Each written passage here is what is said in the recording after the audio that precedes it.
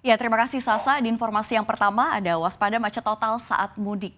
Ya, Menteri Perhubungan Budi Karya Sumadi menghimbau masyarakat untuk melakukan perjalanan mudik lebih awal. Hal ini dilakukan guna menghindari kepadatan di hari puncak mudik Lebaran. Pemerintah memprediksi puncak arus mudik Lebaran tahun ini akan terjadi pada 28 dan 29 April 2022.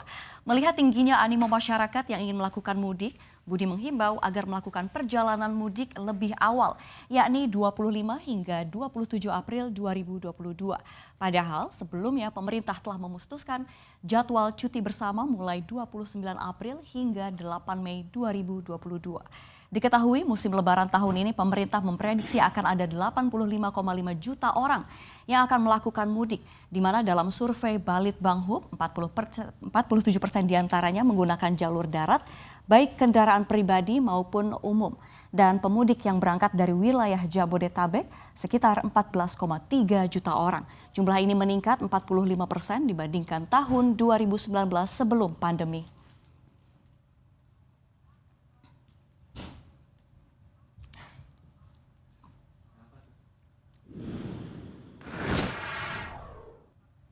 Ya, di informasi selanjutnya ada Raja Salman yang kecam Israel. Arab Saudi mengecam keras Israel yang menyerang warga Muslim Palestina yang tengah menjalankan ibadah di kompleks Masjid Al-Aqsa, Yerusalem. Raja Salman bin Abdul Aziz Al Saud juga mendesak masyarakat internasional meminta Israel pertanggungjawaban dari pasukan Israel. Ini dilakukan sebagai upaya untuk menyerukan kembali perdamaian di Timur Tengah. Diketahui Jumat lalu pada waktu setempat, polisi Israel melakukan serangan kepada warga Palestina saat ribuan orang berada di masjid untuk sholat bersama saat bulan Ramadan. Kejadian ini berawal dari Israel yang menuduh seorang pria dengan membawa atribut bendera Palestina dan Hamas berada di kompleks dengan senjata batu. Atas insiden ini dilaporkan 150 warga Palestina terluka dan kejadian ini turut menyerang para perempuan di sana.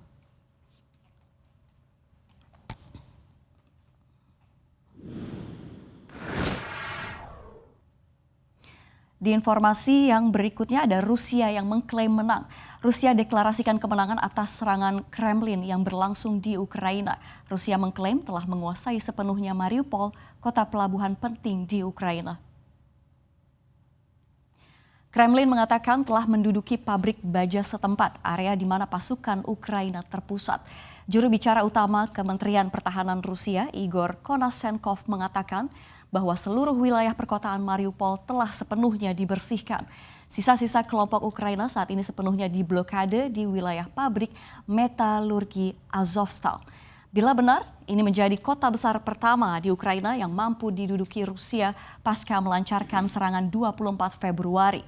Namun berikutnya kepada Kanselir Austria Karl Nehammer, Putin menyatakan yakni bahwa Rusia memang sudah menang dalam peperangan yang terjadi di Ukraina atas dasar logika perangnya sendiri.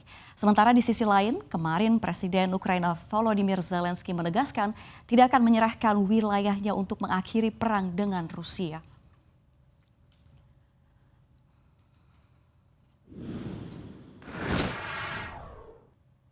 Ya, di informasi yang terakhir, ada berita soal ketidakmampuan negara-negara membayar utang ke negara China kembali bergulir. Ini seiring kasus yang dialami oleh Sri Lanka.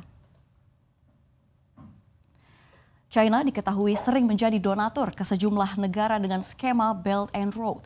Rata-rata utang yang diberikan digunakan untuk pembangunan infrastruktur dengan skema pinjaman jangka panjang dengan bunga yang kompetitif. Akan tetapi beberapa negara justru tidak mampu menjalankan proyek secara tepat sehingga proyek mangkrak dan membuat pemerintah setempat menanggung utang yang besar. Untuk krisis Sri Lanka, ketergantungan impor menjadi salah satu penyebabnya. Selain Sri Lanka, ada negara lain yang juga masuk dalam kondisi terjebak utang China, diantaranya Uganda.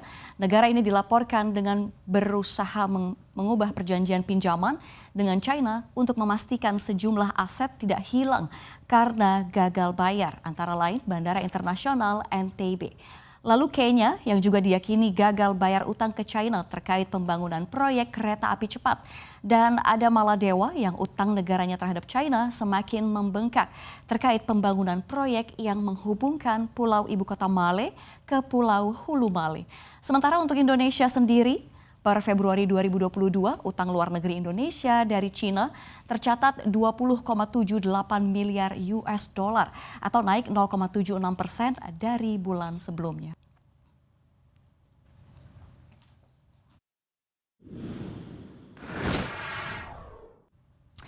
Ya, demikian sejumlah informasi terpopuler di cnbcindonesia.com.